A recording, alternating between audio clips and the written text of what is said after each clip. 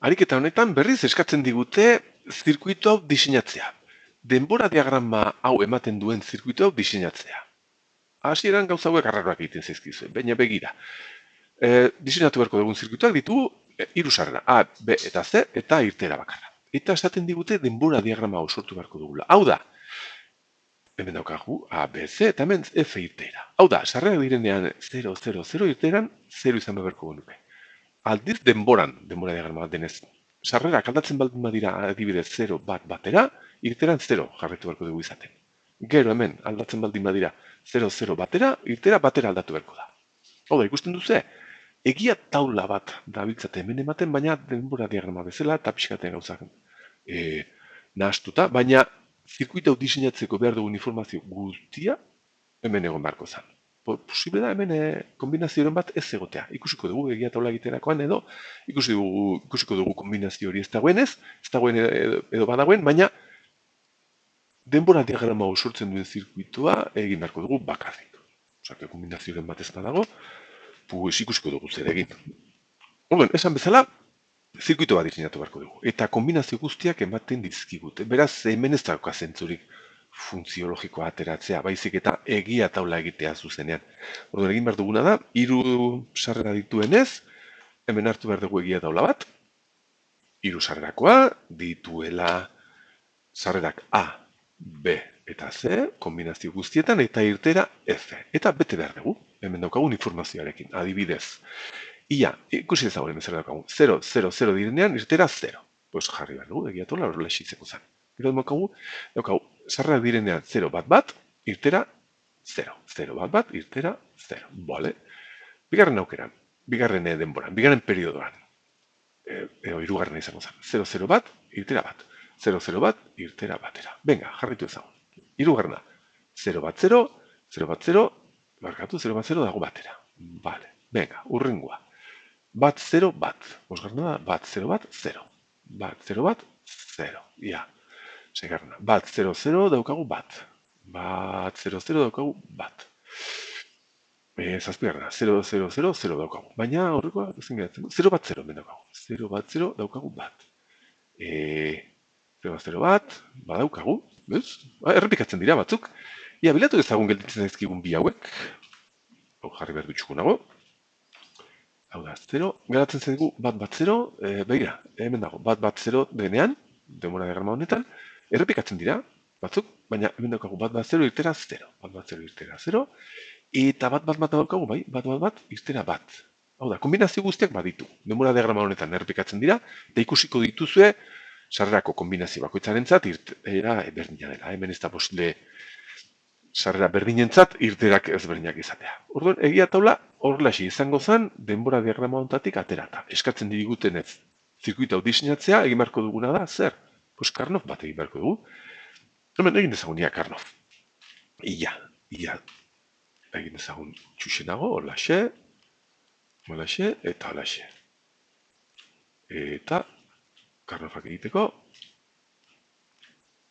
hemen ditugu sarrera guztiak, ia 0, 0, 0, bat, bat, bat, bat, 0, eta hemen 0, eta bat. Eta aldagaiak hemen goian A, B, eta C. Eta sartzeko, 0 bat, hemen 0 bat, gero bat 0, hemen bat 0, gero daukagu bat 0 berriz, hemen bat 0, bai, eta azkenekoak 0 bat, hemen 0 eta bat. Hemen daukagu gure Karnoff.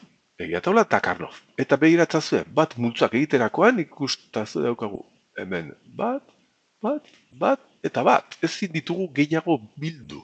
Eta gainera xake moduko taula bat daukagu. Eta hori gertatzen denean, xake taula daukagunean, hemen ziurrenik faktor komun ateratzerakoan atera bazaizkigu hor esklusiboak. Vale, hau, kuidau bat izango zen, klasean esan dizuet, hala ere jarraitu ezagun. Hau nola egiten den? Karnoff bezala jarraitu ezagun bat multzo hauen termino guztiak ateratzen, adibidez, onena izango zen. A eta B dira 0, beraz, A marra, B marra, eta hau bat denez, C, onena izango zen, ia, A marra B, A marra B eta C 0 denez, marrarekin, onena izango zen, ia, AB marra gabe, AB marra gabe, eta hau marra gabe ere bai, bat denez. Beze, eta honena izango zen, ia, bat zero da hau, ez ba? Bai, orduen A, B marra, bat zero delako, eta C marrarekin zero delako.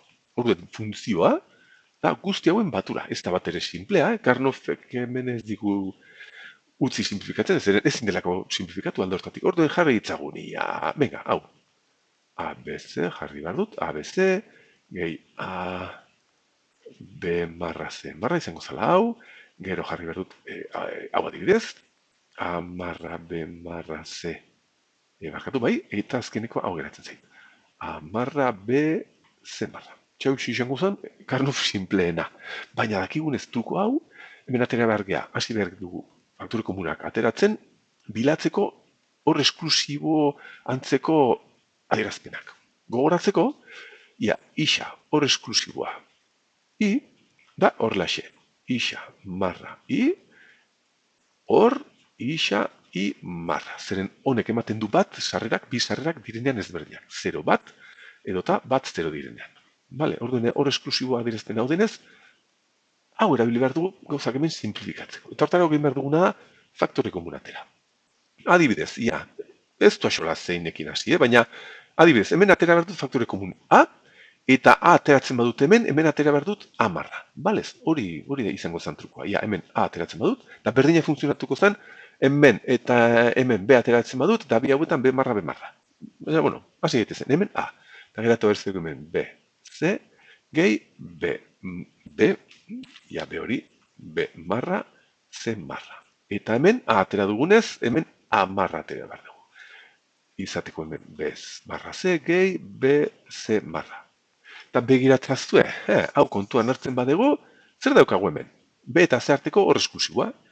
Venga, eta bestalde hemen zer daukagu? Bale, hemen ez dut jarri nor esklusiboa. Hau da, hau hor esklusiboa baldin bada, nor esklusiboa, honek egiten du honen alderantzizkoa. Honek ematen du bat sarrerak isa. I sarrerak direnean berdinak. Hau da, bat direnean, edota biak 0 direnean. Bale? Orden begira, hemen daukagu hor esklusiboa. Eta hemen daukagu nor esklusiboa. Beraz, hemen izan behar dugu A, eta hau zen B eta C arteko nor esklusiboa. Eta hemen daukagu A marra, eta hau da B eta C arteko hor esklusiboa.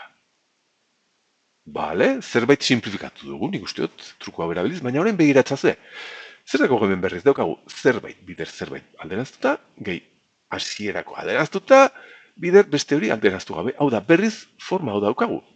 Eta horrek esan nahi du, bi terminauen arteko hor esklusibo eraiketa daukagula. Beraz, hau izango zen, A hor esklusiboa honekin. B eta C hor esklusiboarekin. Eta hemen parentesiak eraginik ez dutenez, horrelaxe utzi behar dugu. Begiratzazue, xake taula moduko zerbait daukagunean, horrelaxeko adierazpenak izan behar ditugu. Eta hemen zirkuito simplena hau izango zen. Paraztuko dut, venga, bai, zirkuito hau egiteko, edo denbora diagrama hau egiteko zirkuitoa hau atera zaigu. Ia, erabiliko dut horrelaxe, ia, A, B eta C, A, B eta C sarrerak, A, B eta C sarrerak, eta daukagu adibidez B eta C arteko hor esklusiboa, B eta C arteko hor esklusiboa, eta gero hau berriz, berain artean, hor esklusiboa. Bi ate logikoekin daukagu hemen zirkuito hau. Denbora diagrama hau ematen duen zirkuitoa. Ados, aurrera.